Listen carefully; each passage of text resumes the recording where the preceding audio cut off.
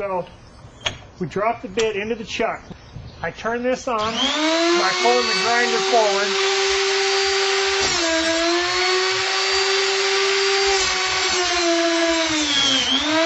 Bring it down, side to side.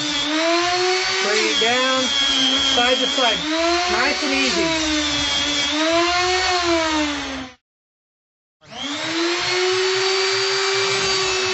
There's where I'm starting to touch.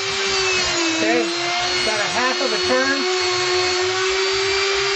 Start on that front tooth.